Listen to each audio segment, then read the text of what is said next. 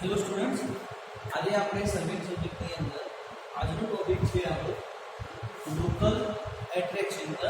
આના પહેલાના લેક્ચરમાં આપણે થોડી વાત કરી લઈએ તો આના પહેલાના લેક્ચરમાં આપણે જોયું કે ઇક્વેશન હતા આપણા અલગ અલગ, એના પછી હતું મેગ્નેટિક ડાયક્લિનેશન, પછી એગોનિક લાઇન, એસિગોનિક લાઇન, પછી હતું કે નીડલ આપણે જે ડીપ ઓફ મેગ્નેટિક નીડલ જે આપણે જોયું હતું, બરાબર। હવે આજે વાત કરીશું આપણે લોકલ એટ્રેક્શન।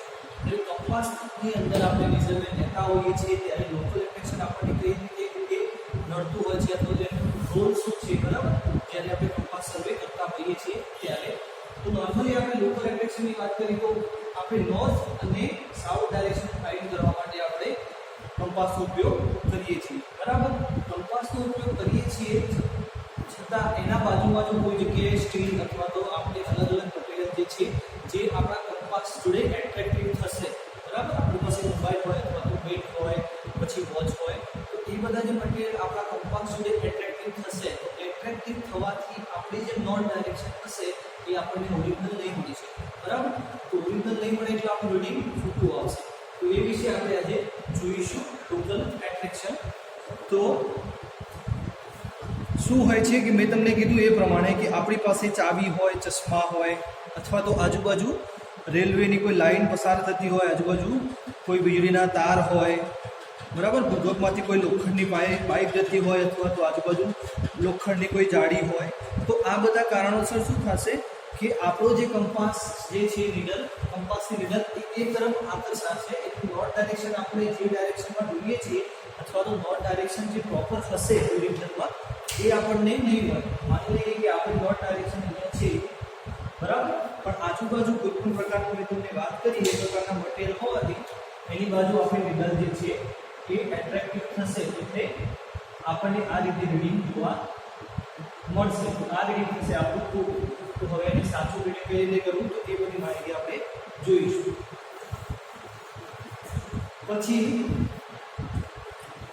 કોઈ પણ રેખા ઉપર આવતું સ્થાનિક આકર્ષણ, બરાબર, તો એ ચકાસવા માટે આપણે શું કરવામાં આવે છે કે ફોર બેરિંગ અને બેક બેરિંગ લેવામાં આવે છે। આ બે બેરિંગ વચ્ચેનો તફાવત 180 થવો જોઈએ। 180 ના થતો હોય તો કોઈ જગ્યાએ આપણી એરર હશે, બરાબર।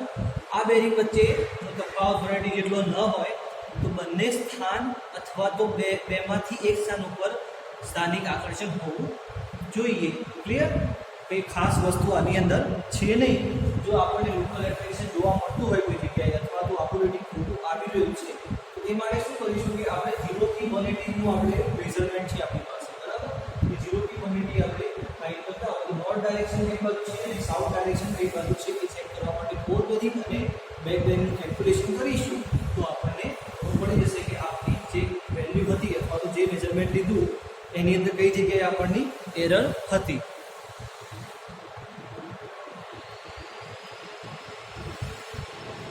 હવે આ રીતે આપણને ખાલી સમજણ માટે આપેલું છે કે કંપાસની માલારેખણ સર્વેક્ષણ દ્વારા ફોર બેરિંગ અને બેક બેરિંગ જે લેવામાં આવે છે, બરાબર, તો ફોર બેરિંગ અને બેક બેરિંગનો તફાવત 180 થવો જોઈએ, જેથી જે આપણું જે ડાયરેક્શન મળે છે લોકલ આકર્ષણથી મુક્ત છે એવું માનવામાં આવશે।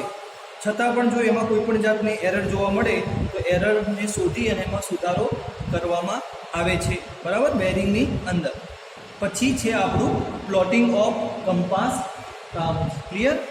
તો પ્લોટિંગ ઓફ કંપાસ ટાવર્સની અંદર વાત કરીએ તો મેથડ ઘણી બધી આપણને આપેલી છે, પણ મેથડ આપણે જોવાની જરૂર નથી, એક્ઝામની અંદર પૂછાતી નથી। અને મેથડ તો હું તમને એક્ઝામ્પલ અને આગળ પણ મેં વાત કરી ચૂક્યો છું કે કઈ રીતે આપણે મેથડનું કેલ્ક્યુલેશન કરવું। પરંતુ આની અંદર એક ઇક્વેશન આપેલું છે, બરાબર, તો એના વિશે જોઈશું કે ફિલ્ડ બુકમાં અથવા તો બેરિંગની માલારેખણ અંતર્ગત ખૂણો શોધીએ છીએ તો એ વખતે ખૂણાઓનો સરવાળો કેટલો થવો જોઈએ આપણો, આપણી પાસે ઇક્વેશન છે, બરાબર। કોઈ પણ જગ્યાએ એરર આપવું હોય એંગલ મેઝરમેન્ટ વખતે 2n - 4 into 90 જે આપણું ઇક્વેશન રહેશે, બરાબર, 2n - 4 into 90। તો આ ઇક્વેશનની અંદર જ્યારે આપણે કોઈ પણ એંગલ હોય, માની લઈએ કે આપણી પાસે 1 2 3 4 and 5, બરાબર, આ રીતે બોર્ડ છે 1 2 3 4 5 5 એંગલ છે, તો આપણે n ની જગ્યાએ ખાલી 5 લખીશું, બાકીનું કેલ્ક્યુલેશન જે છે એ કરવાથી આપણને એંગલ મળી જશે, બરાબર. ડિગ્રીની અંદર કે જે સ્ક્વેર હોય તો એનો એંગલ ટોટલ સરવાળો કેટલો હોય, જો પહેલા પણ તમને કીધું છે કે 90 90 90 by 90 એટલે 360 ડિગ્રી હશે, બરાબર. 90 90 90 90 એ રીતે કેલ્ક્યુલેશન ની અંદર અહીં આપણે ખાલી શું કરવાનું છે, ફોર્મ મૂકીશું તો પણ આપણને આન્સર મળી જશે, બરાબર. તો આ ઇક્વેશન આપેલું છે અને બીજું ઇક્વેશન આપણને એ આપેલું છે કે જો કંપાસનો તફાવત આપણને અનુમાનિક ત્રુટિ 15 √n મિનિટ કરતાં વધારે હોય તો જે આપણે વર્ક કર્યું છે ફરીથી કરવામાં આવે છે, બરાબર. એરર જે છે 15 √n એટલે કે તમે પહેલા પણ કીધું એ પ્રમાણે વધારે હોય તો આપણે ફરીથી કેલ્ક્યુલેશન કરવું પડશે. આ ઇક્વેશન મૂકવાથી આપણને વેલ્યુ મળશે અને જો વેલ્યુ વધારે પડે તો આપણે જે પણ મેથડ કરી છે એ શું કરવું પડશે, ફરીથી કેલ્ક્યુલેશન કરવું પડશે. હવે આની અંદર આપણને ખૂણા સુધારવા માટે અથવા તો બેરિંગ સુધારવા માટે અલગ અલગ મેથડ આપી છે, એ હું તમને વાંચીને સંભળાવી દઈશ કેમ કે આપણે એક્ઝામની અંદર પૂછાતી નથી. તો નંબર 1 છે પેરેલલ મેરિડિયન મેથડ, બરાબર. આની અંદર આપણે વાત કરી રહ્યા છીએ. પછી આવશે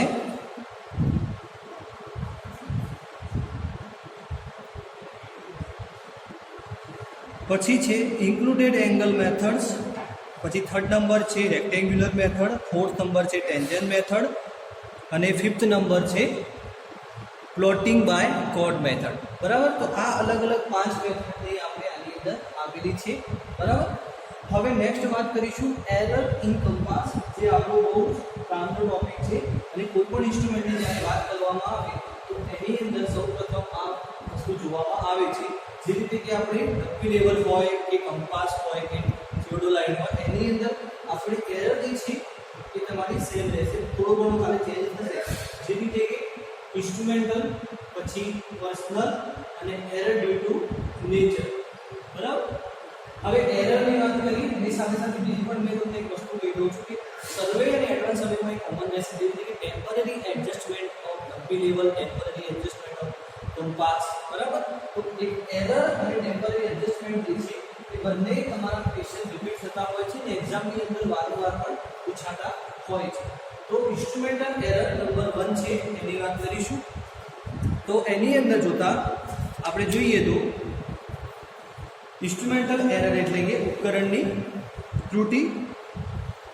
તો એની અંદર આપણને એમ કીધું છે કે જે નીડલ હોય એ બરાબર સ્ટ્રેટ ના હોય, ક્લિયર. પછી બીજી વસ્તુ એમ કીધી છે કે જે પીવોટ હોય એ વળી ગયેલ હોય અથવા તો ઘસાઈ ગયેલ હોય, તેથી જે આપણે સોય છે એ પ્રોપર ડાયરેક્શન ના બતાવી શકીએ.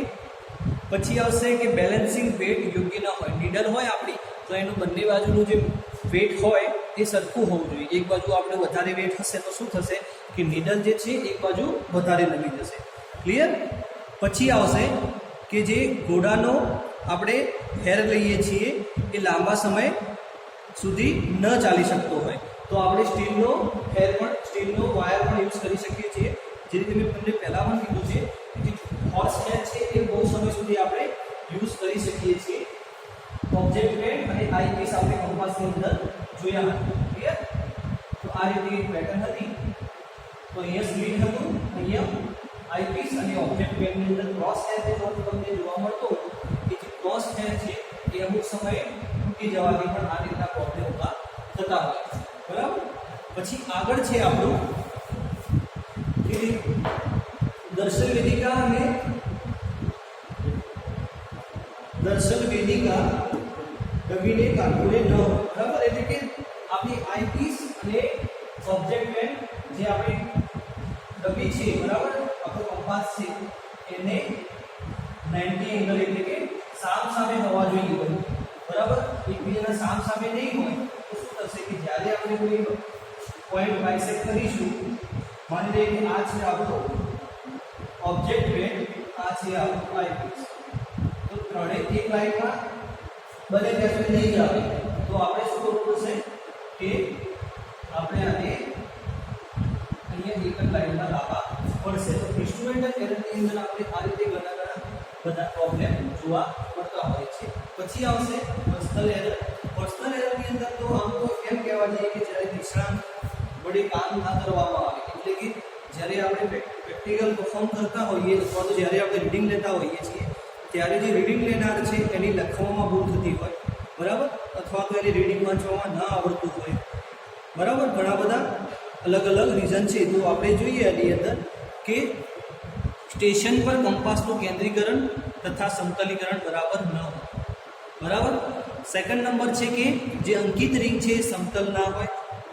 પછી અવલોકન લેવામાં કે નોંધવામાં ખામી હોય, જે રીતે કે 69 રીડિંગ આવતું હોય એની જગ્યાએ આપણે 96 લખી દીધું હોય, બરાબર. એટલે આપણે લખાણમાં પણ ભૂલ થતી હોય, એ બધી જે ભૂલ છે આપણે પર્સનલ એરરની અંદર કાઉન્ટ કરતા હોઈએ છીએ.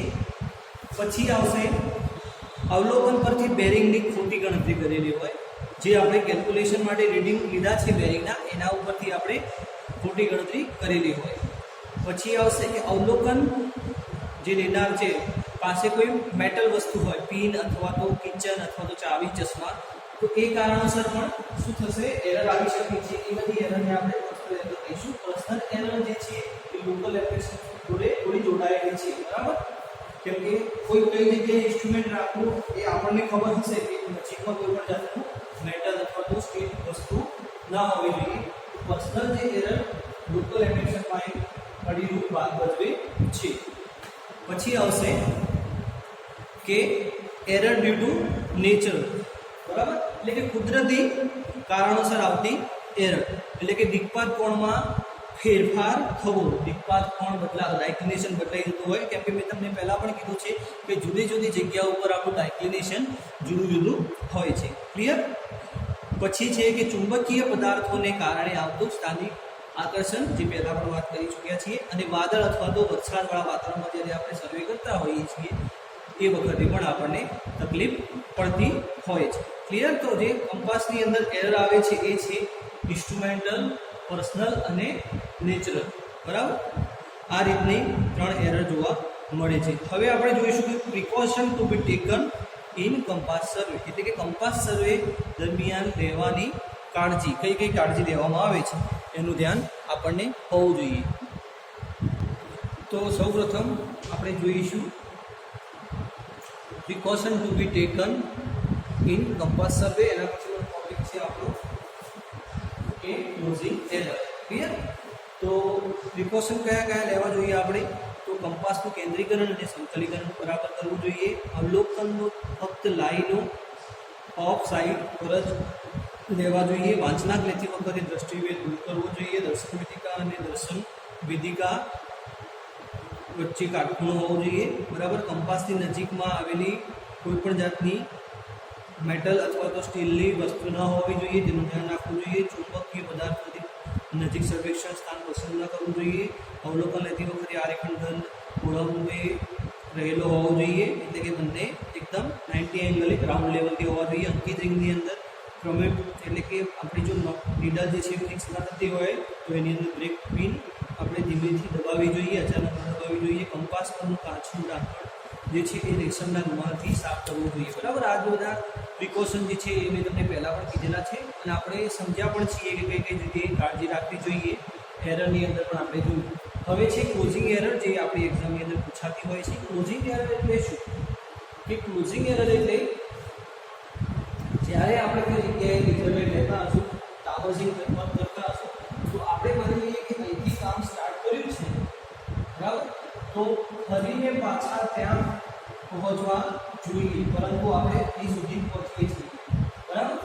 આટલું જે ડિસ્ટન્સ આપણને વધારવાનું પડે છે અથવા તો આપણો ક્લોઝ જે છે ટાવર જે છે એ ક્લોઝ થતું નથી અથવા તો પૂર્ણ થતું નથી. તો એ માટે આ ભાગને આપણે કહીશું ક્લોઝિંગ એરર, બરાબર. નોર્મલી ક્લોઝિંગ એરરની વાત કરીએ તો આપણી જે ક્લોઝિંગ એરર છે તે 1/600 to 1/300 સુધી હોવી જોઈએ, બરાબર. તો પરમિસિબલ લિમિટ આપેલી છે આને. તો આનાથી જ્યારે આપણી વેલ્યુ વધારે આવે, બરાબર, પરમિસિબલ લિમિટ આપેલી છે એનાથી જ્યારે તમારી એરર જે છે એની વેલ્યુ વધારે આવે તો આપણે જે વર્ક કર્યું છે એ ફરીથી કરવું પડશે, બરાબર. અધરવાઇઝ જો પરમિસિબલ લિમિટથી આપણી વેલ્યુ ઓછી આવે તો બાઉન્ડ્રી ઝોન પ્રમાણે આપણે આ મેથડનો ઉપયોગ કરીશું. હવે આ મેથડની અંદર શું છે કે આપણને અને આ ઓરિજિનલ ટાવર્સ આ રીતનું છે અને કરેક્ટેડ એટલે કે સાચું ટાવર જે આપણે દેખાય છે એ આ રીતે જોવા મળે છે બરાબર. ડોટેડ લાઈન છે જે ઓરિજિનલ ટાવર્સ અને સાચું જે છે એ આપણે ડાર્ક લાઈનથી જોવા મળે છે. હવે આપણે જ્યારે પ્રેક્ટિકલ એટલે કે સર્વે કરી છે ટાવર જે પતી ગયા પછી આપણને આટલી એરર જોવા મળે છે. તો આ જે આપણને એરર જોવા મળે છે એને દરેક એંગલમાં વહેંચી દેવામાં આવે છે. અને કે 1 2 3 4 અને 5 એંગલ છે તો ડિવાઇડ બાય 5 એ પ્રમાણે આપણે કેલ્ક્યુલેશન કરવાનું થશે. અથવા જો આપણે સ્કેલ લીધો હોય તો સ્કેલ પ્રમાણે જોઈશું. સ્કેલ પ્રમાણે જોતા આ જે ડિસ્ટન્સ હશે એ પ્રમાણેનો આપણે અહીં લાઈન ડ્રો કરીશું બરાબર. પછી આપણે એક સ્ટ્રેટ લાઈન બનાવીશું અને એના ઉપર આ જે લાઈન છે એ લાઈન બતાવીશું. હવે જે આ મેજરમેન્ટ જોવા મળે છે એ તમારું થશે આ બે વચ્ચેનું માપ. પછી આ બે જે લાઈન તમને જોવા મળે છે એ થશે આ બે વચ્ચેનું માપ. એ રીતે DD પછી CC અને BD અને 0. એટલે તમે જોઈ શકો છો અહીંયા કે શું વસ્તુ જોવા મળે છે જ્યારે એ વચ્ચેનું ડિસ્ટન્સ છે બહુ વધારે છે પછી ધીમે ધીમે જે ડિસ્ટન્સ છે ઓછું થતું જાય છે બરાબર. અને એ ઉપર આપણે સંપૂર્ણ 0 થઈ જાય છે. તો આ મેથડની આપણે અંદર આ જોવાનું છે કે જ્યારે આપણી કેલ્ક્યુલેશનની અંદર જ્યારે આપણે ક્લોઝ ટાવર મેથડનો યુઝ કરતા હોય તો એની અંદર એરર આવે તો એ વખતે શું કરવું. ક્લિયર. તો આ મેથડ જે છે એ તમારી એક્ઝામની અંદર પૂછાતી હોય છે. તમારે લખવાનું આ રીતે રહેશે કે આપણું જે માલા રેખાંશ જે છે એ A B C D એ રીતે લખવાનું રહેશે બરોબર. તમને ખબર જ છે કે કઈ રીતે લખવું. પણ સમજવાની વસ્તુ એ છે કે જ્યારે આપણે એરર આવશે તો એને ડિવાઈડ કઈ રીતે કરી શકાય તો આ રીતે કરી શકાય બરાબર. આ મેઇન પોઈન્ટ છે આપણો. લાસ્ટ છે પણ મેઇન છે એક્ઝામની અંદર એમ પણ પૂછાઈ શકે છે કે ક્લોઝિંગ એરર કોને કહેવાશે. તો ક્લોઝિંગ એરરની ડેફિનેશન આ રીતે થશે કે જ્યારે કોઈ આપણે વર્ક સ્ટાર્ટ કરીએ છીએ બરાબર ગ્રાઉન્ડ મેઝરિંગનું અને તે પૂરું થઈ શકતું નથી અથવા તો જ્યાંથી સ્ટાર્ટ કર્યું હોય આપણે 0 થી તો ત્યાં ફરીથી પહોંચી વળતા નથી. તો એ માટેની જે વચ્ચેનું ડિસ્ટન્સ વધશે એને આપણે કહીશું ક્લોઝિંગ એરર. અને એને કઈ રીતે અલગ અલગ ખૂણામાં વહેંચવી તો આપણે આ રીતે વહેંચી શકીએ છીએ. તો જો તમે સ્કેલ લીધો હોય તો સ્કેલથી પણ આપણે બતાવી શકીએ છીએ. હવે આવશે degree of accuracy in compass બરાબર. આની અંદર ખાલી બે ઇક્વેશન આપેલા છે. ઇક્વેશન આપણે યાદ રાખવાના રહેશે. હવે છે આપણું કંપાસ સર્વેક્ષણમાં ચોકસાઈનું પ્રમાણ બરાબર. તો એની માટે ઇક્વેશન આપણે જોઈ શકીએ છીએ કે angular error of closure is equal to LC into √n બરાબર. LC અથવા તો ઘણી જગ્યાએ C પણ લખેલું હોય છે તો એનો મતલબ થશે કે 15 મિનિટ્સ બરાબર. અને LC ની જગ્યાએ આપણે 50 મિનિટ્સ મૂકીશું અને એની જગ્યાએ મેં તમને કીધું એંગલ આપણે મૂકીએ છીએ એ પ્રમાણે. તો એનું ઇક્વેશન આપણે પહેલાં પણ જોયું એ પ્રમાણે 15 મિનિટ્સ √n બરાબર. પાછળ આપણે મિનિટ લખશો તો વાંધો નહીં લખો તો ચાલશે. ક્લિયર. તો C ને આપણે શું કહીશું લઘુત્તમ કોણીય માપ અને n જે છે એને કહીશું આપણે માલા રેખાંડની બાજુઓ કે ખૂણાઓની સંખ્યા. ક્લિયર. સેકન્ડ નંબરની ક્લોઝિંગ એરર આપણે પહેલાં પણ જોયું છે કે ક્લોઝિંગ એરરની જે લિમિટ છે પરમિસિબલ લિમિટ છે એ 1/300 ટુ 1/600 સુધીની હોવી જોઈએ. ના હોય તો પછી આપણે બાઉડીચ રૂલનો યુઝ કર્યો બરાબર. અથવા તો જો આ પરમિસિબલ લિમિટથી વધારે વેલ્યુ આવતી હોય તો ફરી કાર્ય કરવું પડશે. અધરવાઇઝ જો ઓછી આવતી હોય તો આપણે બાઉડીચ રૂલનો ઉપયોગ કર્યો એ નિયમનો આપણે ઉપયોગ કરવાનો થશે. તો આજે આપણે જે લેક્ચરમાં ભણ્યા એ ડિવાઇસ કરી લઈશું ઉપર છેલ્લું જે તમને યાદ રહેશે કે નંબર 1 આપણે જોયું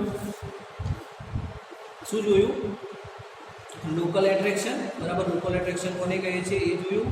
પછી સેકન્ડ નંબર જોયું કે પ્લોટિંગ ઓફ કંપાસ જેની અંદર ઇક્વેશન 15 મિનિટ્સ √n અને 2n - 4 × 90 વાળું ઇક્વેશન આવતું હતું. પછી આપણે વાત કરી એરર ઇન કંપાસ અંદર કેટલી એરર આવે છે બરાબર. પછી આપણે જોયું precaution to be taken in compass survey. પછી ક્લોઝિંગ એરર અને આપણે degree of accuracy in compass survey બરાબર. તો આજનો લેક્ચર આપણે અહીં સુધી રાખીશું. નેક્સ્ટ લેક્ચરથી આપણે એક્ઝામ પર સ્ટાર્ટ કરીશું. Thank you.